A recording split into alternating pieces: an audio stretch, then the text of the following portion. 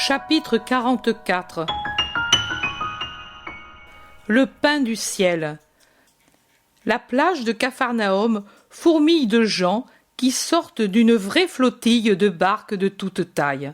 Et les premiers qui débarquent s'en vont parmi les gens, cherchant s'ils voient le maître, un apôtre ou au moins un disciple. Et ils s'en vont à la recherche. Un homme finalement répond « Le maître ? Les apôtres ? Non. Ils sont partis tout de suite après le sabbat et ils ne sont pas revenus. Mais ils vont revenir car il y a des disciples. J'ai parlé tout à l'heure avec l'un d'entre eux. Ce doit être un grand disciple. Il parle comme Jaïr.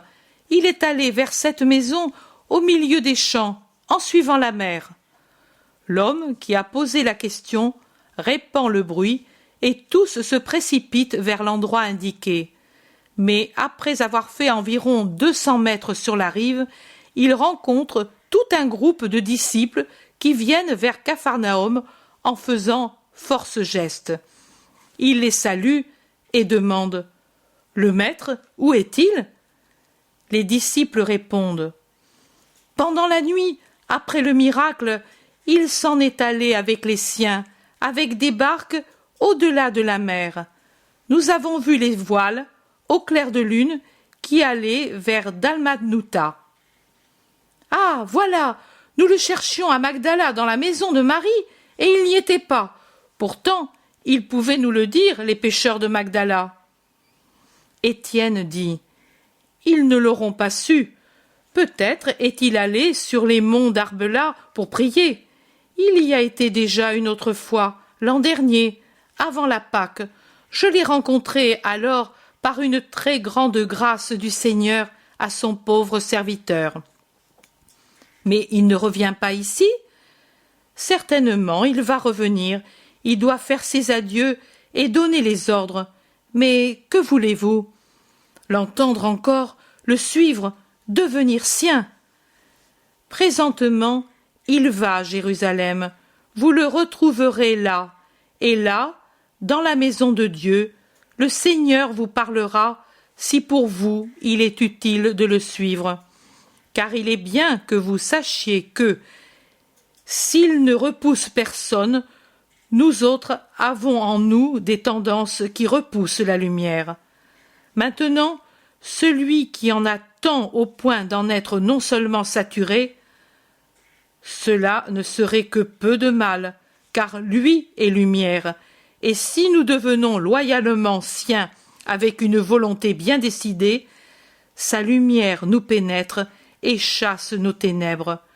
Mais d'en être pénétré et d'y être attaché comme à la chair de sa personne, alors il vaut mieux qu'il s'abstienne de venir, à moins qu'il ne se détruise pour se recréer à nouveau. Réfléchissez donc pour savoir si vous avez en vous la force de prendre un nouvel esprit, une nouvelle manière de penser, une nouvelle façon de vouloir. Priez pour pouvoir connaître la vérité sur votre vocation, et puis venez si vous croyez. Et veuille le Très-Haut, qui a guidé Israël dans son passage, vous guider en ce Pésach, pour venir dans le sillage de l'agneau, hors des déserts, vers la terre éternelle, vers le royaume de Dieu, dit Étienne en parlant au nom de tous ses compagnons. Non, non, tout de suite, personne ne fait ce que lui fait, nous voulons le suivre, dit la foule en tumulte. Étienne a un sourire très expressif. Il ouvre les bras et dit « C'est parce qu'il vous a donné en abondance du bon pain que vous voulez venir ? Croyez-vous que dans l'avenir, il ne vous donne que cela ? Lui promet à ceux qui le suivent ce qui est son lot, la douleur, la persécution, le martyre. Ce ne sont pas des roses, mais des épines, pas des caresses, mais des soufflets, pas du pain, mais des pierres sont prêtes pour les Christ. Et je parle ainsi sans blasphémer, parce que ces vrais fidèles seront oints de l'huile sainte faite de sa grâce et de sa souffrance, et nous serons oints pour être les victimes sur l'autel et les rois dans le ciel. » Eh bien, en es-tu jaloux peut-être? Tu y es, toi? Nous voulons y être nous aussi. Il est le maître pour tous. C'est bien. Je vous le disais parce que je vous aime et que je veux que vous sachiez ce que c'est que d'être ses disciples pour ne pas être ensuite des déserteurs. Allons alors l'attendre tous ensemble à sa maison. Le crépuscule commence et c'est le début du sabbat. Il viendra le passer ici avant son départ. Ils vont vers la ville en parlant, et plusieurs interrogent Étienne et Hermas, qui les a rejoints, et eux, aux yeux des Israélites, ont une lumière spéciale comme élèves préférés de Gamaliel. Plusieurs demandent « Mais que dit Gamaliel de lui ?» D'autres « Est-ce lui qui vous a envoyé ?» Et d'autres encore « N'a-t-il pas souffert de vous perdre ?» Ou bien « Et le maître, que dit-il du grand rabbi ?» Les deux répondent avec patience. Gamaliel parle de Jésus de Nazareth comme du plus grand homme d'Israël. « Oh, plus grand que Moïse ?» disent certains presque scandalisés. Lui dit que Moïse est l'un des si nombreux précurseurs du Christ, mais qu'il n'était que le serviteur du Christ. Alors, pour Gamaliel, celui-ci est le Christ, c'est ce qu'il dit. Si c'est ce que dit le rabbi Gamaliel, la question est tranchée, c'est lui le Christ. Il ne dit pas cela, il n'arrive pas encore à le croire, pour son malheur, mais il dit que le Christ est sur la terre, car il lui a parlé, il y a plusieurs années, lui et le sage Hillel. Et il attend le signe que le Christ lui a promis pour le reconnaître, dit Hermas. Mais comment a-t-il fait pour croire que celui-là était le Christ? Que faisait-il? Moi, je suis aussi âgé que Gamaliel, mais je n'ai jamais entendu dire que chez nous aient été faites les choses que le Maître fait. S'il n'est pas persuadé par ces miracles, que vit-il donc de si miraculeux dans ce Christ pour pouvoir croire en lui? Hermas répond encore. Il le vit oint par la sagesse de Dieu. C'est ce qu'il dit. Et alors, qu'est-il pour Gamaliel, celui-ci? Le plus grand homme, maître et précurseur d'Israël. Quand il pourrait dire « c'est le Christ », elle serait sauvée, l'âme sage et juste de mon premier maître, dit Étienne. Et il termine. Et je prie pour que cela soit à tout prix. Et s'il ne croit pas que c'est le Christ, pourquoi vous y a-t-il envoyé? Nous voulions y venir. Lui nous a laissé venir en disant que c'était bien.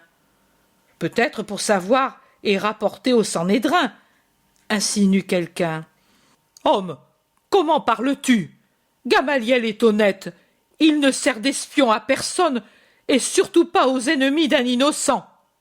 Étienne se fâche et il paraît un archange tant il est indigné et presque rayonnant dans son saint dédain. Il aura été désolé de vous perdre, pourtant, dit un autre. Oui et non. Comme homme qui nous aimait bien, oui. Comme esprit très droit, non. Parce qu'il a dit « Lui est plus que moi et plus jeune que moi. Je puis donc fermer les yeux, rassuré sur votre avenir, en sachant que vous appartenez au Maître des Maîtres. » Et Jésus de Nazareth, que dit-il du grand rabbi? Oh, il n'a que des paroles élevées pour lui. Il n'en est pas jaloux. Dieu ne jalouse pas, dit sévèrement Hermas. Ne fais pas de suppositions sacrilèges. Mais pour vous, alors, il est Dieu? En êtes-vous certain? Et les deux d'une seule voix, comme d'être vivants en ce moment. Et Étienne termine. Et veuillez le croire, vous aussi, pour posséder la vraie vie. Ils sont de nouveau sur la plage devenue un lieu de réunion et ils la traversent pour aller à la maison. Sur le seuil se trouve Jésus qui caresse des enfants. Des disciples se groupent avec des curieux et ils demandent « Maître, quand es-tu venu ?» Il y a quelques instants. Le visage de Jésus a encore la majesté solennelle, un peu extatique, qu'il a après une prière prolongée. « Tu as été en oraison, maître ?» demande Étienne à voix basse, par respect, comme il s'est incliné pour le même motif. « Oui. D'où le vois-tu, mon fils ?» demande Jésus en lui posant la main sur ses cheveux foncés en une douce caresse. « De ton visage d'ange, je suis un pauvre homme, mais ton aspect est si limpide que j'y lis les palpitations et les actions de ton esprit. Le tien aussi est limpide, tu es un de ceux qui restent tout petits. Et qu'y a-t-il sur mon visage, Seigneur ? Viens à part, et je te le dirai. Et il le prend par le poignet et l'amène dans un couloir obscur. Charité, foi, pureté, générosité, sagesse, et tout cela, c'est Dieu qui te l'a donné, et tu l'as cultivé, et tu le feras davantage. Enfin, d'après ton nom, tu as la couronne d'or pur, avec une grande gemme qui resplendit sur ton front. Sur l'or et les pierres sont gravés 2 mots, prédestination et prémisse. Sois digne de ton sort, Étienne. Va en paix avec ma bénédiction. Et il pose de nouveau la main sur ses cheveux, alors qu'Étienne s'agenouille pour ensuite se prosterner et lui baiser les pieds. Ils reviennent vers les autres. Philippe dit « Ces gens sont venus pour t'entendre. » Ici, on ne peut parler. Allons à la synagogue. Jaïr en sera content. Jésus en tête, par derrière le cortège des autres, ils vont à la belle synagogue de Capharnaüm et Jésus, salué par Jaïr, y entre et il ordonne que toutes les portes restent ouvertes pour que ceux qui n'arrivent pas à entrer puissent l'entendre de la rue et de la place qui sont à côté de la synagogue. Jésus va à sa place dans cette synagogue amie, de laquelle aujourd'hui sont absents, heureusement, les pharisiens, peut-être déjà partis en grande pompe pour Jérusalem. Et il commence à parler. « En vérité, je vous dis, vous me cherchez non pas pour m'entendre, ni pour les miracles que vous avez vus, mais pour ce pain que je vous ai donné à manger à satiété et sans frais. Les 3/4 d'entre vous, c'est pour cela qu'ils me cherchaient, et par curiosité, venant de toutes parts de notre patrie. Il manque donc à la recherche l'esprit surnaturel, et reste dominant l'esprit humain avec ses curiosités malsaines, ou pour le moins d'une imperfection infantile, non pas simple comme celle des tout-petits, mais diminuée comme l'intelligence d'un esprit obtus. Et avec la curiosité, il reste la sensualité et un sentiment vicié. La sensualité qui se cache, subtile comme le démon dont elle est la fille, derrière des apparences et des actes qui sont bons en apparence, et le sentiment vicié qui est simplement une déviation morbide du sentiment et qui, comme tout ce qui est maladie, ressent le besoin et le désir des drogues qui ne sont pas la simple nourriture, le bon pain, la bonne eau, l'huile pure, le premier lait qui suffit pour vivre, pour bien vivre. Le sentiment vicié veut les choses extraordinaires pour en être remué et pour éprouver le frisson qui plaît, le frisson maladif des paralysés qui ont besoin de drogue pour éprouver des sensations qui leur donnent l'illusion d'être intègres et virils. La sensualité qui veut satisfaire sans fatigue la gourmandise, dans ce cas avec du pain qui n'a pas coûté de sueur, puisque Dieu l'a donné par bonté. Les dons de Dieu ne sont pas l'ordinaire, ils sont l'extraordinaire. On ne peut y prétendre ni se livrer à la paresse en disant « Dieu me les donnera ». Il est dit « Tu mangeras ton pain mouillé par la sueur de ton front », c'est-à-dire le pain gagné par le travail. Si celui qui est miséricorde a dit « J'ai pitié de ces foules qui me suivent depuis 3 jours et n'ont plus rien à manger et qui pourraient tomber en route avant d'avoir atteint Hippo sur le lac ou Gamala ou d'autres villes, et a pourvu à leurs besoins, il n'est pourtant pas dit qu'on doive le suivre pour ce motif. C'est pour bien davantage qu'un peu de pain destiné à devenir ordure après la digestion que l'on doit me suivre. Ce n'est pas pour la nourriture qui emplit le ventre, mais pour celle qui nourrit l'âme, car vous n'êtes pas seulement des animaux qui doivent brouter et ruminer ou fouiller avec le groin et s'engraisser, mais vous êtes des âmes. C'est cela que vous êtes. La chair, c'est le vêtement. L'être, c'est l'âme. C'est elle qui est immortelle. La chair, comme tout vêtement, s'use et finit et ne mérite pas qu'on s'en occupe comme si c'était une perfection à laquelle il faut donner tous ses soins. Cherchez donc ce qu'il est juste de se procurer, non ce qui est injuste. Cherchez à vous procurer non la nourriture qui périt, mais celle qui dure pour la vie éternelle. Celle-là, le Fils de l'homme vous la donnera toujours quand vous la voudrez. Car le Fils de l'homme a à sa disposition tout ce qui vient de Dieu et peut vous le donner. Lui est maître magnanime des trésors de Dieu Père, qui a imprimé sur lui son sceau pour que les yeux honnêtes ne soient pas confondus. Et si vous avez en vous la nourriture qui ne périt pas, vous pourrez faire les œuvres de Dieu, étant nourris de la nourriture de Dieu. Que devons-nous faire pour faire les œuvres de Dieu? Nous observons la loi et les prophètes. Nous sommes donc déjà nourris de Dieu et nous faisons les œuvres de Dieu. C'est vrai, vous observez la loi, ou plutôt vous connaissez la loi, mais connaître n'est pas pratiquer. Nous connaissons, par exemple, les lois de Rome, et pourtant un Israélite fidèle ne les pratique pas autrement que dans les formules qui lui sont imposées par sa condition de sujet. Pour le reste, nous, je parle des Israélites fidèles, nous ne pratiquons pas les usages païens des Romains, tout en les connaissant. La loi que vous tous connaissez et les prophètes devraient en effet vous nourrir de Dieu et vous donner par conséquent la capacité de faire les œuvres de Dieu.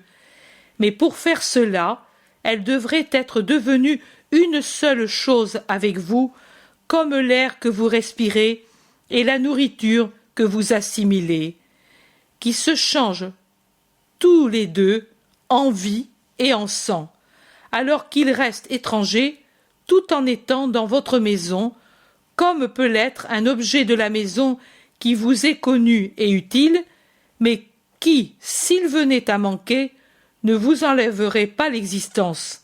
Alors que, oh, essayez un peu de ne pas respirer pendant quelques minutes, essayez de rester sans nourriture pendant des jours, et vous verrez que vous ne pouvez vivre.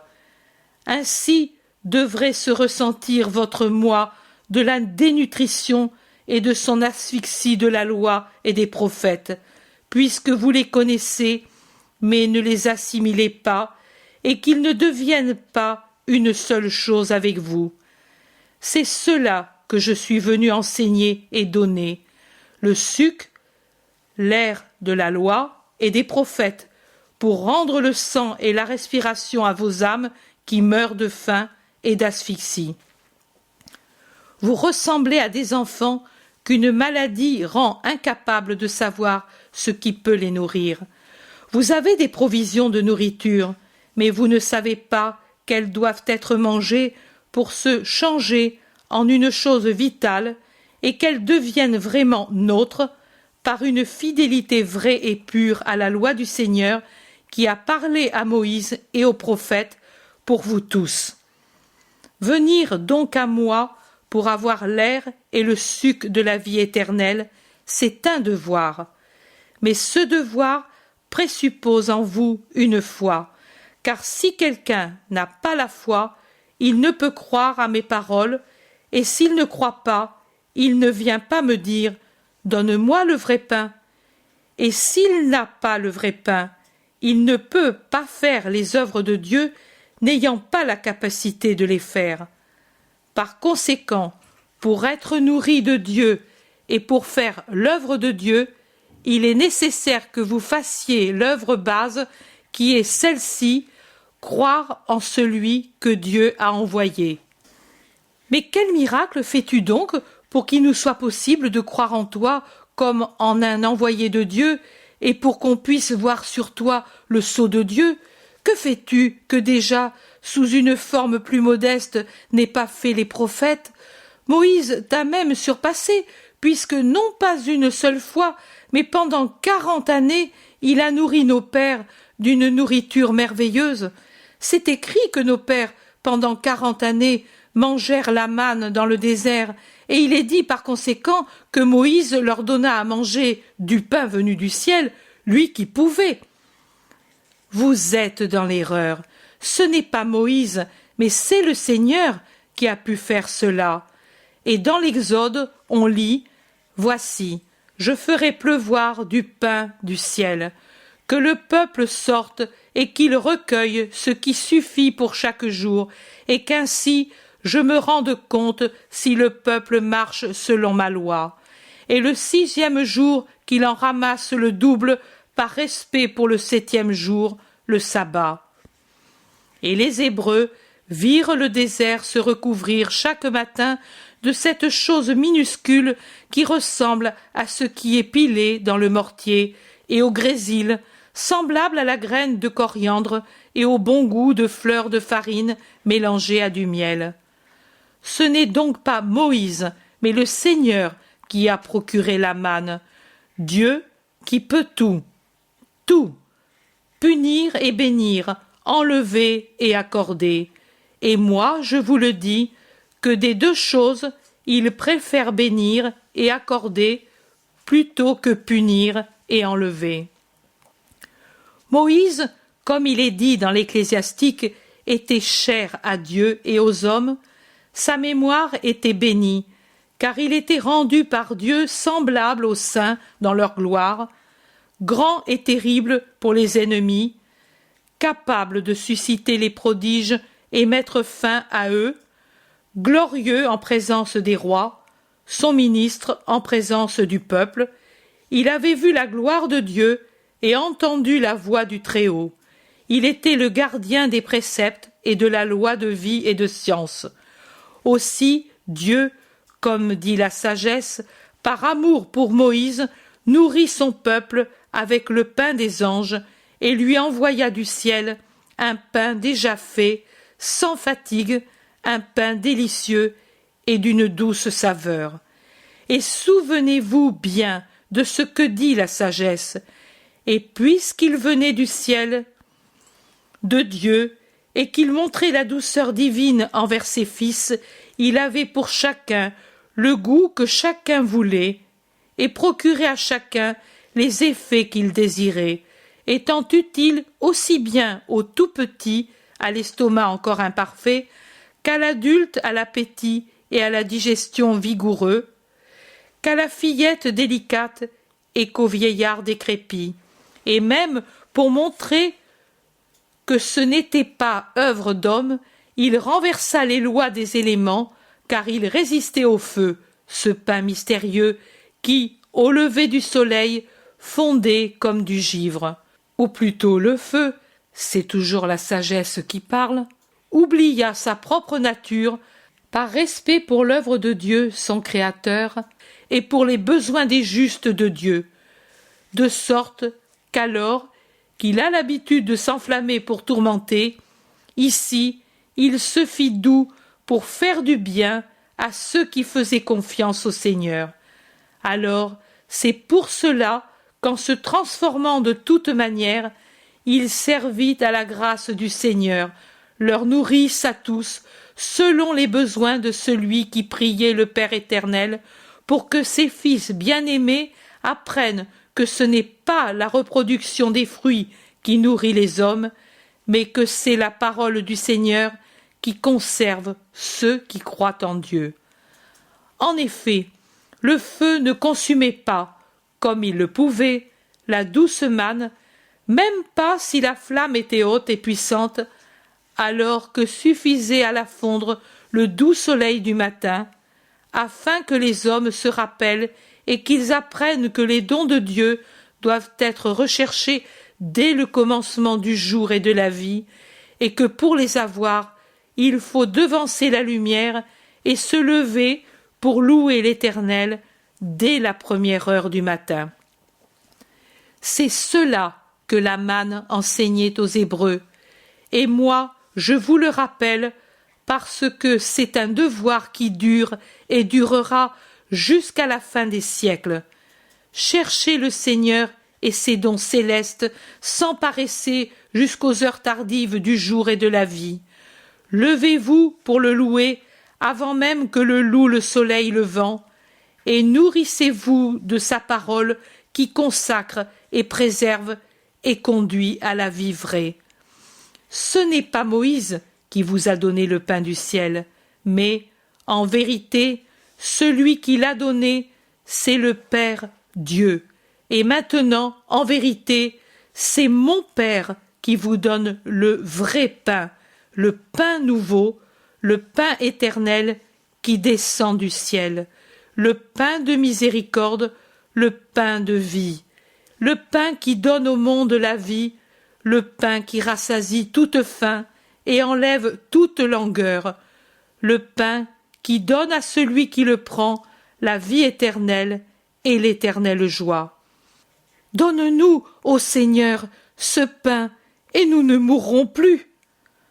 Vous mourrez comme tout homme meurt, mais vous ressusciterez pour la vie éternelle si vous vous nourrissez saintement de ce pain, parce qu'il rend incorruptible celui qui le mange. Pour ce qui est de vous, il sera donné à ceux qui le demandent à mon Père avec un cœur pur, une intention droite et une sainte charité. C'est pour cela que j'ai enseigné à dire « Donne-nous le pain quotidien ». Mais pour ceux qui s'en nourriront indignement, il deviendra un grouillement de vers d'enfer, comme les paniers de manne conservés contre l'ordre reçu. Et ce pain de santé et de vie deviendra pour eux mort et condamnation, car le plus grand sacrilège sera commis par ceux qui mettront ce pain sur une table spirituelle corrompue et fétide et le profaneront en le mêlant à la sentine de leurs inguérissables passions. Mieux vaudrait pour eux ne l'avoir jamais pris. Mais où est ce pain? Comment le trouve-t-on? Quel nom a-t-il? Moi, je suis le pain de vie. C'est en moi qu'on le trouve. Son nom est Jésus. Qui vient à moi n'aura plus faim, et celui qui croit en moi n'aura plus jamais soif, parce que les fleuves célestes se déverseront en lui, éteignant toute ardeur matérielle. Je vous l'ai dit désormais. Vous m'avez connu désormais, et pourtant vous ne croyez pas. Vous ne pouvez croire que tout ce qui est en moi, et pourtant il en est ainsi. C'est en moi que sont tous les trésors de Dieu. C'est à moi qu'est donné tout ce qui appartient à la terre, et sont donc réunis en moi les cieux glorieux et la terre militante, et jusqu'à la peineuse et expectante masse de ceux qui sont morts dans la grâce de Dieu sont en moi, car en moi et pour moi est tout pouvoir. Et moi je vous le dis, tout ce que le Père me donne viendra à moi, et je ne chasserai pas celui qui vient à moi, car je suis descendu du ciel pour faire non pas ma volonté, mais la volonté de celui qui m'a envoyé. Et la volonté de mon Père du Père qui m'a envoyé, la voici, que je ne perde aucun de ceux qu'il m'a donnés, mais que je les ressuscite au dernier jour. Maintenant, la volonté du Père qui m'a envoyé est que quiconque connaît le Fils et croit en lui ait la vie éternelle, et que je puisse le ressusciter au dernier jour, en le voyant nourri de la foi en moi et marqué de mon sceau. Il se fait un bourdonnement qui n'est pas discret dans la synagogue et au dehors à cause des paroles nouvelles et hardies du Maître. Et lui, après avoir un moment repris haleine, tourne ses yeux étincelants de ravissement là où on murmure davantage, et ce sont précisément les groupes où il y a des Juifs. Il recommence à parler. « Pourquoi murmurez-vous entre vous ? Oui, je suis le fils de Marie de Nazareth, fille de Joachim, de la race de David, vierge consacrée au temple, et puis épousée par Joseph de Jacob, de la race de David. Vous avez connu, beaucoup d'entre vous, les justes qui donnèrent la vie à Joseph, menuisier de race royale, et à Marie, vierge héritière de souche royale. Cela vous fait dire, comment celui-ci peut-il se dire descendu du ciel ? Et le doute naît en vous. Je vous rappelle les prophètes sur l'incarnation du Verbe, et je vous rappelle comment, plus pour nous Israélites que pour tout autre peuple, il est de foi que celui que nous n'osons pas appeler ne peut pas se donner une chair selon les lois humaines, et de plus selon les lois d'une humanité déchue. Le très pur, l'incréé, s'il s'est mortifié jusqu'à se faire homme pour l'amour de l'homme, ne pouvait choisir qu'un sein de vierge plus pur que les lys pour revêtir de chair sa divinité. Le pain descendu du ciel au temps de Moïse a été placé dans l'arche d'or, recouverte du propitiatoire, veillée par les chérubins, derrière les voiles du tabernacle, et avec le pain était la parole de Dieu. Et il était juste qu'il en fût ainsi, parce que le plus grand respect doit être donné au don de Dieu et aux tables de sa très sainte parole. Mais alors, qu'est-ce qui aura été préparé par Dieu pour sa propre parole et pour le vrai pain qui est venu du ciel ? Une arche, plus inviolée et plus précieuse que l'arche d'or, couverte du précieux propitiatoire, de sa pure volonté d'immolation, veillée par les chérubins de Dieu, voilée d'une candeur virginale, d'une humilité parfaite, d'une charité sublime et de toutes les vertus les plus saintes. Et alors, vous ne comprenez pas encore que ma paternité est au ciel et que par conséquent, c'est de là que je viens. Oui, je suis descendu du ciel pour accomplir le décret de mon Père, le décret de salut des hommes, selon ce qui a été promis au moment même de la condamnation et répété aux patriarches et aux prophètes. Mais cela, c'est la foi, et la foi est donnée par Dieu à ceux qui ont une âme de bonne volonté.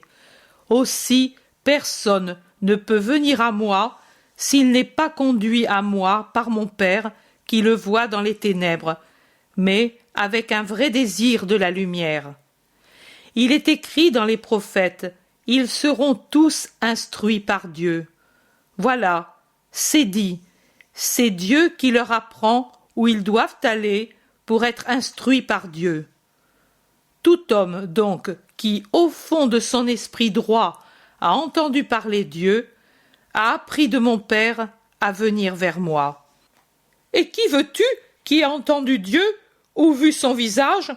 Demandent plusieurs, qui commencent à montrer des signes d'irritation et de scandale, et ils finissent par dire « Tu délires ou tu es illusionné ?»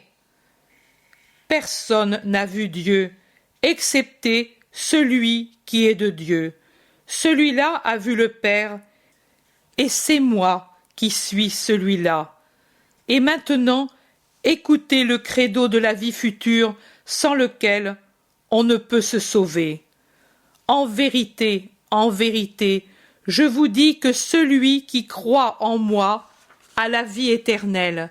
En vérité, je vous dis que je suis le pain de la vie éternelle. Vos pères dans le désert ont mangé la manne et ils sont morts, car la manne était une nourriture sainte mais temporelle, et elle donnait la vie pour autant qu'il était nécessaire d'arriver à la terre promise par Dieu à son peuple. Mais la manne que je suis n'aura pas de limite de temps ni de puissance. Non seulement elle est céleste, mais elle est divine, et elle produit ce qui est divin, l'incorruptibilité, l'immortalité de ce que Dieu a créé à son image et à sa ressemblance. Elle ne durera pas 40 jours, 40 mois, 40 années, 40 siècles, mais elle durera tant que durera le temps, et elle sera donnée à tous ceux qui ont pour elle une fin sainte et agréable au Seigneur, qui se réjouira de se donner sans mesure aux hommes pour lesquels il s'est incarné, pour qu'ils aient la vie qui ne meurt pas. Moi, je puis me donner, je puis me transsubstancier par amour pour les hommes, de sorte que le pain devienne chair et que la chair devienne pain, pour la faim spirituelle des hommes qui, sans cette nourriture, mourraient de faim et de maladie spirituelle. Mais si quelqu'un mange de ce pain avec justice, il vivra éternellement. Le pain que je donnerai, ce sera ma chair immolée pour la vie du monde. Ce sera mon amour répandu dans les maisons de Dieu, pour que viennent à la table du Seigneur ceux qui sont aimants ou malheureux, et qu'ils trouvent un réconfort pour leur besoin de se fondre en Dieu, et un soulagement pour leur peine. Mais comment peux-tu nous donner ta chair à manger? Pour qui nous as-tu pris? Pour des fauves sanguinaires? Pour des sauvages? Pour des homicides? Nous avons de la répugnance pour le sang et le crime. En vérité, je vous dis que bien des fois l'homme est plus qu'un fauve et que le péché rend plus que sauvage, que l'orgueil donne une soif homicide, et que ce n'est pas à tous ceux qui sont présents que répugneront le sang et le crime.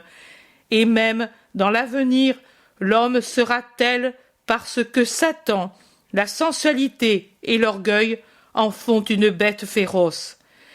Et c'est pour satisfaire un besoin plus grand que jamais que vous devez et que l'homme devra se guérir lui-même des germes terribles par l'infusion du saint.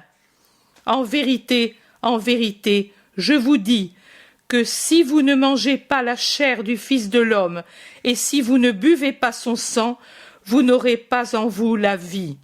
Celui qui mange dignement ma chair et qui boit mon sang a la vie éternelle, et je le ressusciterai au dernier jour, car ma chair est vraiment une nourriture et mon sang un breuvage. Celui qui mange ma chair et qui boit mon sang reste en moi, et je reste en lui. Comme le Père vivant m'a envoyé, et que je vis par le Père, de même celui qui me mange vivra lui aussi par moi, et ira où je l'envoie, et il fera ce que je veux, et il vivra avec austérité comme homme, et sera ardent comme un séraphin, et il sera saint, car pour pouvoir se nourrir de ma chair et de mon sang, il s'interdira les fautes, et il vivra en s'élevant pour finir son ascension au pied de l'Éternel. Mais celui-là est fou. Qui peut vivre de cette façon? Dans notre religion, il n'y a que le prêtre qui doive se purifier pour offrir la victime. Ici, lui veut faire de nous autant de victimes de sa folie. Cette doctrine est trop pénible et ce langage est trop difficile. Qui peut l'écouter et le pratiquer? Murmurent ceux qui sont présents, et plusieurs sont des disciples réputés tels. Les gens se dispersent en commentant, et très réduits apparaissent les rangs des disciples quand restent seuls dans la synagogue le maître et les plus fidèles. Je ne les compte pas, mais je dis qu'on arrive à peu près à 100. Il doit donc y avoir eu une forte défection, même dans les rangs des anciens disciples depuis longtemps au service de Dieu.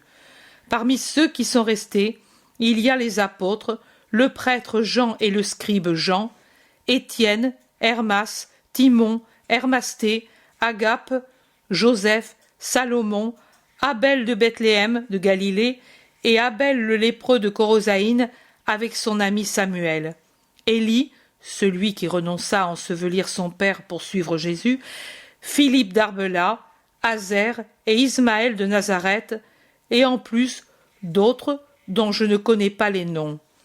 Tout ceci parle doucement en commentant la défection des autres et les paroles de Jésus qui reste pensif, les bras croisés, appuyé à un haut pupitre. Et vous vous scandalisez de ce que je vous ai dit? Et si je vous disais que vous verrez un jour le Fils de l'homme monter au ciel où il était auparavant et s'asseoir à côté du Père? Et qu'avez-vous compris, absorbé, cru jusqu'à présent? Et avec quoi avez-vous écouté et assimilé? Seulement avec ce qui est humain? C'est l'esprit qui vivifie et a de la valeur. La chair ne sert à rien. Mes paroles sont esprit et vie, et c'est avec l'esprit qu'il faut les écouter et les comprendre pour en avoir la vie. Mais il y en a beaucoup parmi vous dont l'esprit est mort, parce qu'il est 100 fois. Beaucoup d'entre vous ne croient pas vraiment, et c'est inutilement qu'ils restent près de moi. Ils n'en auront pas la vie, mais la mort, car ils y restent, comme je l'ai déjà dit, ou par curiosité, ou par affection humaine, ou pire, pour des fins encore plus indignes. Ils n'ont pas été amenés ici par le Père en récompense de leur bonne volonté, mais par Satan. Personne, en vérité, ne peut venir à moi si cela ne lui est pas accordé par le Père. Allez-vous-en aussi, vous qui restez difficilement parce que vous avez honte humainement de m'abandonner, mais qui avez honte encore davantage de rester au service de quelqu'un qui vous semble fou et dur. Allez, il vaut mieux que vous soyez loin pour nuire. Et plusieurs autres se retirent des disciples, parmi lesquels le scribe Jean et Marc, le Gérasénien possédé, guéri en envoyant les démons dans les porcs. Les disciples bons se consultent et courent après ceux qui ont abandonné, en essayant de les arrêter. Dans la synagogue, il y a maintenant Jésus, le chef de la synagogue, et les apôtres. Jésus se tourne vers eux qui, mortifiés, restent dans un coin, et il dit « Voulez-vous vous en aller, vous aussi ?» Il le dit sans amertume et sans tristesse, mais avec beaucoup de sérieux. Pierre, dans un élan douloureux, lui dit « Seigneur, et où veux-tu qu'on aille? Vers qui? Tu es notre vie et notre amour. Toi seul as les paroles de la vie éternelle. Nous savons que tu es le Christ, le Fils de Dieu. Si tu veux, chasse-nous. Mais nous, pour ce qui est de nous, nous ne te quitterons pas, pas même si tu ne nous aimais plus. » Et Pierre pleure sans bruit, avec de grosses larmes. André aussi, Jean, les 2 fils d'Alphée, pleurent ouvertement, et les autres, pâles ou rouges par suite de l'émotion, ne pleurent pas, mais souffrent visiblement. Pourquoi devrais-je vous chasser?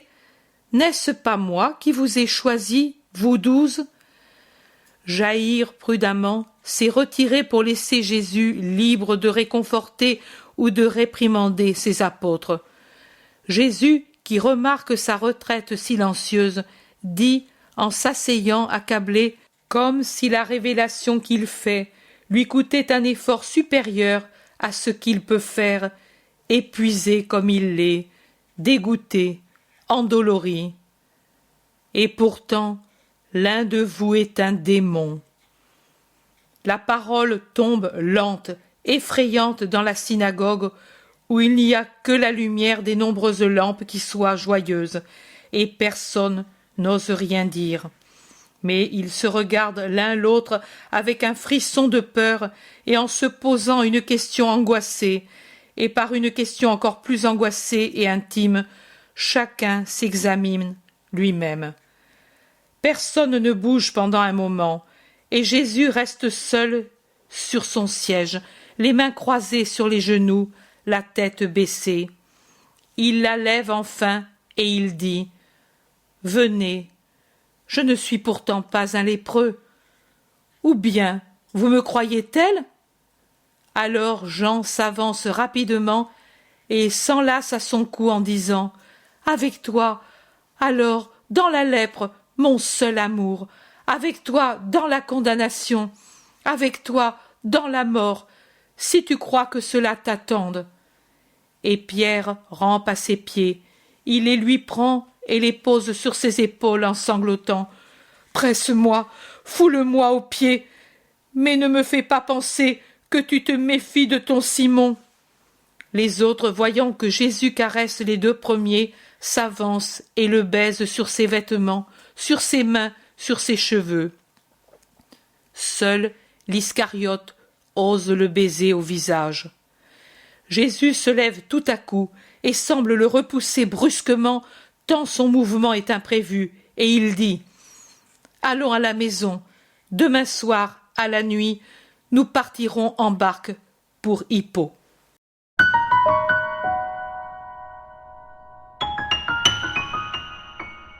L'intérêt pour les écrits de Maria Valtorta ne cesse de grandir. Et les fruits récoltés, vocation, conversion, sont immenses. Visionnaire de la vie du Christ, de la conception de Marie jusqu'au début de l'Église, sa description des personnages, de leur psychologie, la précision des lieux où ils évoluent, des coutumes et mœurs de l'époque, est proprement sidérante et à ce jour inégalée.